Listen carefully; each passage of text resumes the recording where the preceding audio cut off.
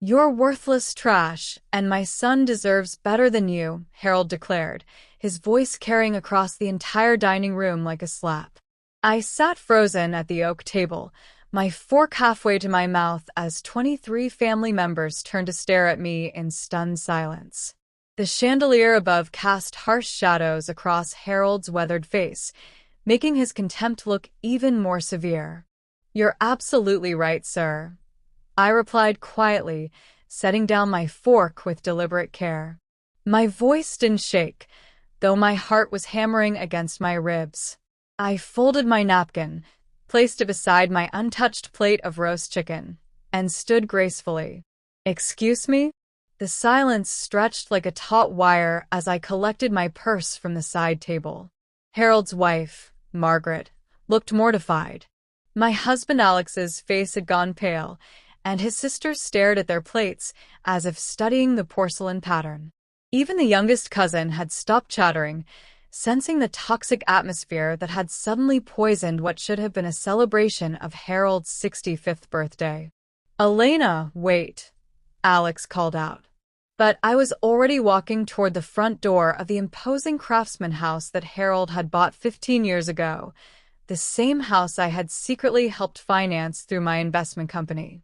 Though he had no idea that the anonymous investor who had backed his real estate ventures was sitting right at his dinner table. As I stepped into the cool October evening in Seattle, Washington, I pulled out my phone and scrolled through my contacts until I found my attorney's number. The irony wasn't lost on me. Harold had spent the entire evening bragging about his latest development project, the $15 million mixed-use complex that would break ground next Monday. He had no clue that his worthless, trash daughter-in-law was the primary investor funding his dreams. "Hello, Sophia," I said when my lawyer answered. "It's Elena. I need you to draft withdrawal notices for the Evergreen Development Project. All funding, all partnerships, everything. I want them sent first thing tomorrow morning." I paused, watching through the dining room window as Harold gestured wildly, probably explaining to everyone why I had deserved his public humiliation. "Are you sure about this, Elena? That's a substantial investment to pull out," Sophia warned. I smiled grimly as I climbed into my Mercedes. I've never been more certain of anything in my life. Harold Thompson just called me worthless trash in front of his entire family. Time to show him exactly what this trash is worth. The satisfaction that coursed through me felt dangerous and intoxicating. Tomorrow would be very interesting indeed. My name is Elena Ramirez, and I'm 32 years old. 3 years ago, I married Alex Thompson, thinking I was joining a loving family. Instead, I discovered that Harold Thompson, my father-in-law and the head of Thompson Properties, was one of the most arrogant men I'd ever encountered. He owned several commercial properties throughout Seattle and considered himself a real estate mogul, though his recent projects had been struggling until an anonymous investor had started backing him 18 months ago. What Harold didn't know was that his anonymous savior was Lumina Investments, the investment firm I had built from the ground up after graduating from business school. I specialized in strategic commercial real estate investments, and my company managed over $50 million in assets. When Alex and I started dating, I kept my business life completely separate from our relationship. Alex knew I worked in finance, but he assumed I was just another analyst at some corporate firm. The irony was delicious. Harold constantly lectured me about finding real work and contributing something meaningful to society. He had no idea that his daughter-in-law's company had been quietly purchasing distressed properties throughout the Pacific Northwest, renovating them and selling them for substantial profits. More importantly, he had no clue that when his own development company had been hemorrhaging money 2 years ago, Lumina Investments had stepped in as an anonymous investor to keep him afloat. Harold's current obsession was the Harbor View development, a mixed-use project featuring luxury condominiums, retail spaces, and office buildings in downtown Seattle.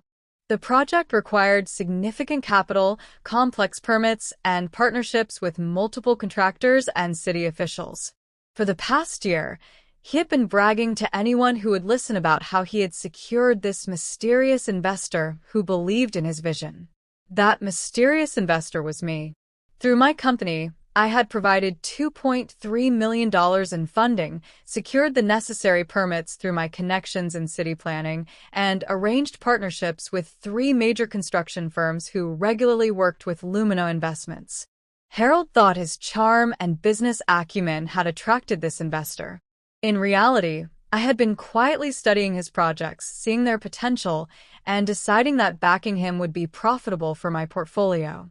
Alex had been kept completely in the dark about my involvement in his father's business.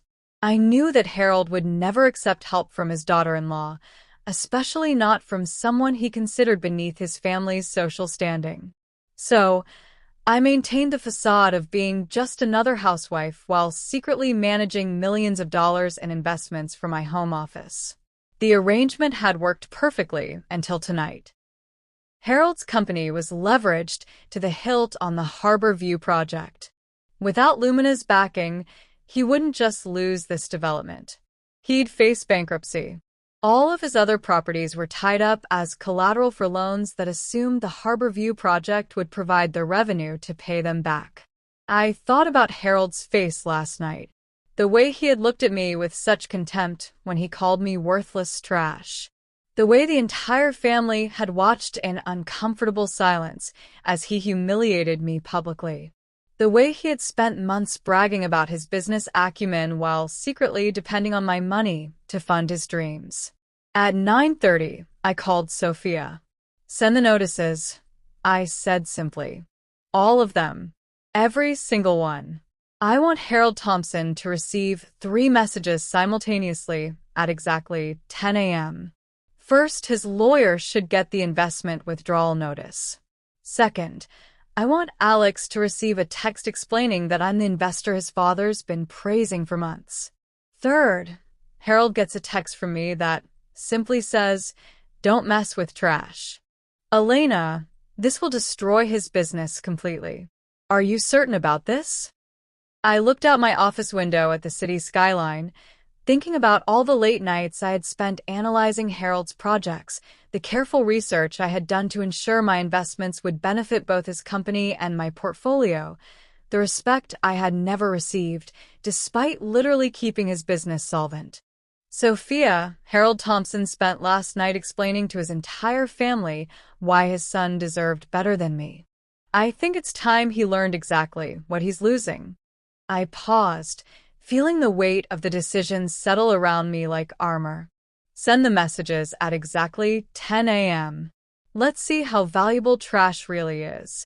At 10 a.m. precisely, I sat in my office chair watching the clock on my computer screen tick over to the appointed hour. My phone was silent, but I knew that across town, Harold's world was beginning to implode. I imagined him in his office, probably reviewing construction schedules and congratulating himself on his business genius, completely unaware that 3 devastating messages were landing in various inboxes at that exact moment. My own phone remained quiet for exactly 7 minutes. Then Alex called. His voice was breathless, almost frantic. "I just got the most insane text message. It says you're the anonymous investor Dad's been working with. That can't be right. That's impossible." I leaned back in my leather chair, feeling remarkably calm. "Why is it impossible, Alex?" "Because that investor put over $2 million into Dad's projects. You work for some finance company. You can't possibly have that kind of money." He paused, and I could hear traffic in the background. "Elena, please tell me this is some kind of mistake." "It's not a mistake." I kept my voice gentle but firm. "Alex, I own Lumina Investments. I've been running my own investment company for 5 years.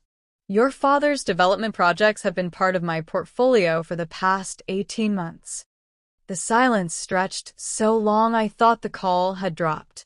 Finally, Alex whispered, "You've been supporting Dad's business this whole time." Financially, yes. I saw the potential in his projects and decided they were good investments. Your father never knew because I kept my involvement anonymous through my company. I thought it would be easier that way. Jesus Christ, Helena. Dad spent all of last night bragging about his mysterious investor. He kept saying, this person had vision and understood quality development. Alex's voice cracked slightly. He was talking about you. The whole time he was praising you without knowing it. I stood up and walked to my window, looking out at the Seattle skyline. That's the irony, isn't it? Harold spent months telling everyone how brilliant and visionary his investor was, while simultaneously treating his investor's wife like garbage at family dinners. Elena, what did you do? That text mentioned withdrawal notices.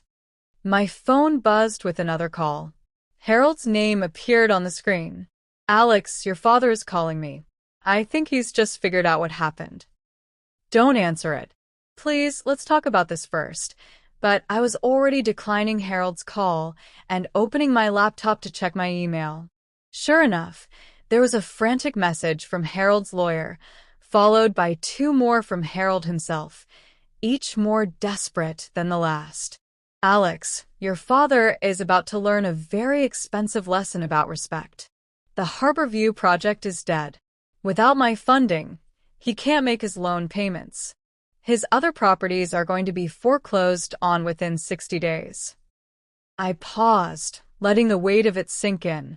The trash he humiliated last night was the only thing keeping his business empire from collapsing. Elena, he's my father. Can't you? Can I what?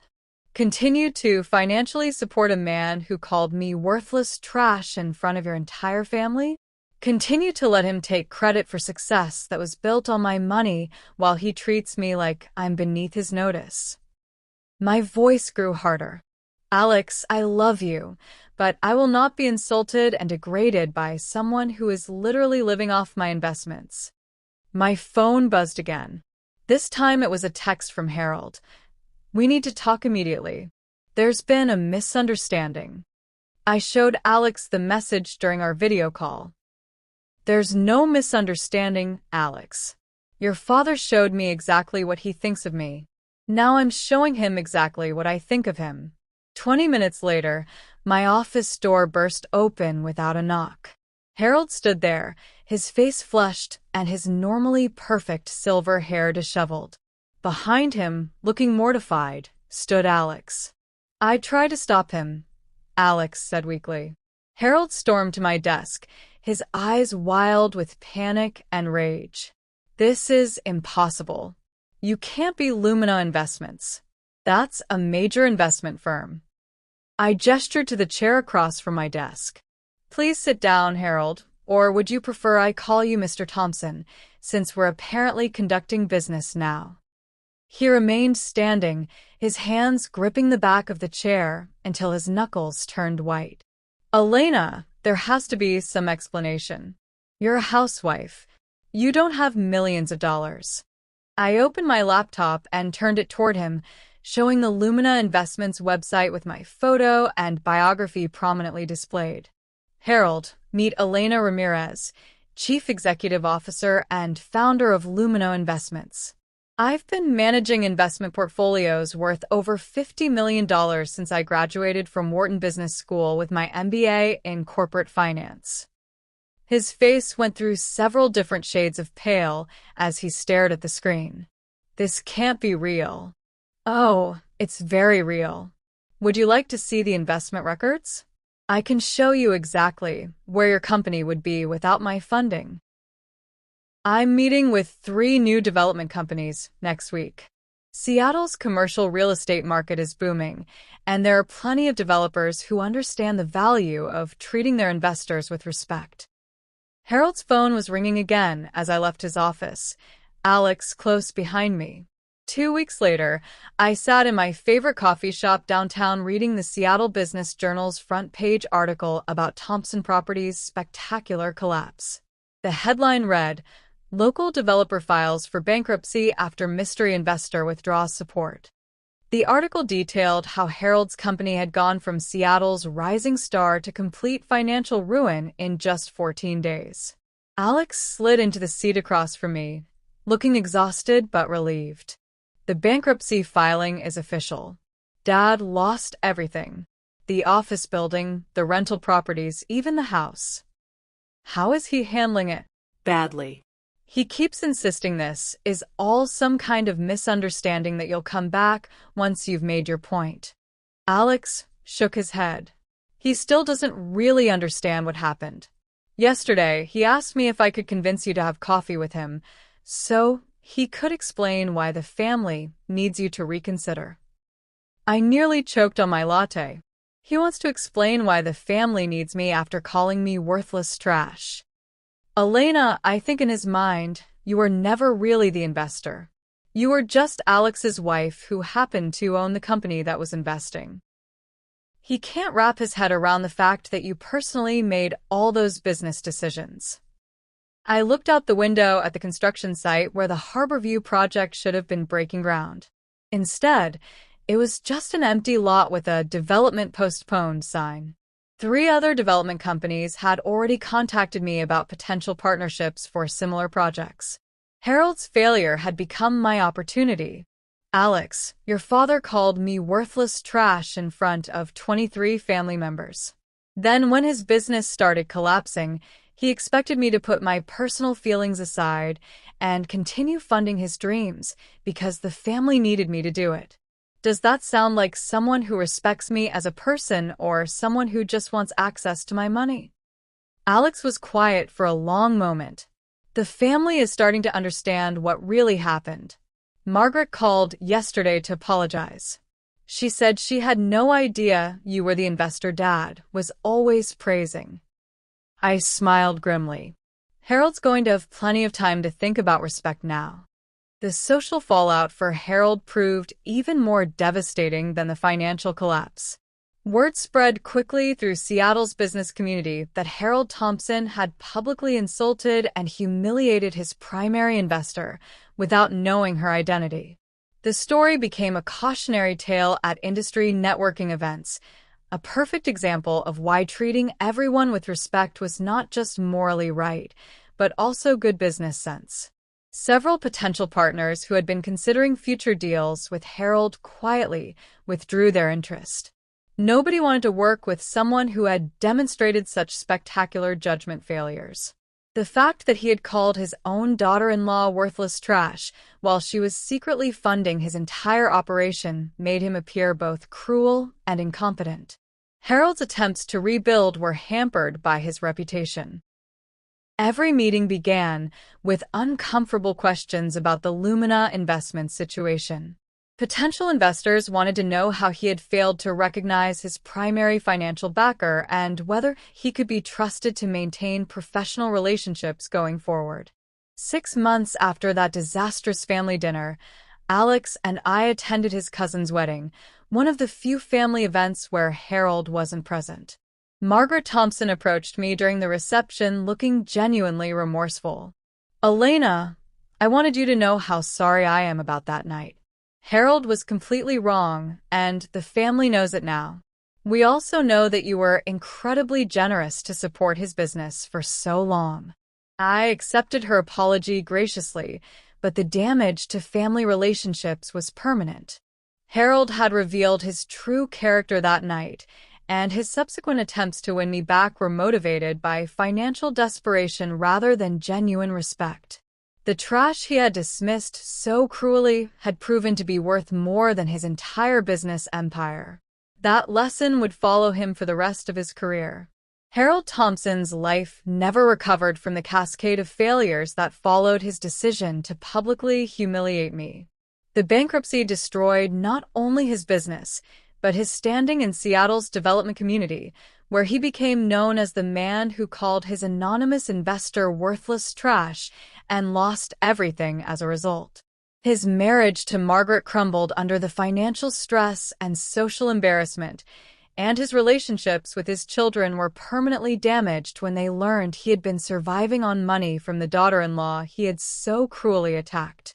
Attempts to start new ventures failed repeatedly as potential partners and investors questioned his judgment and character, leaving him to work for other developers in junior positions. A humbling fall for someone who had once owned multiple properties and commanded respect throughout the city. His isolation deepened as former friends and business associates distanced themselves from the cautionary tale he had become. As I signed the contracts for my latest acquisition, a downtown office complex that would house 3 growing tech companies, I reflected on how Harold's cruelty had ultimately freed me from supporting someone who confused my generosity with weakness. The revenge had been perfect, not because I had plotted it, but because I had simply stopped enabling someone who didn't value me, allowing natural consequences to reveal the true worth of both his character and his business acumen. Sometimes the most powerful response to being called trash is simply walking away and letting people discover what they've actually thrown away.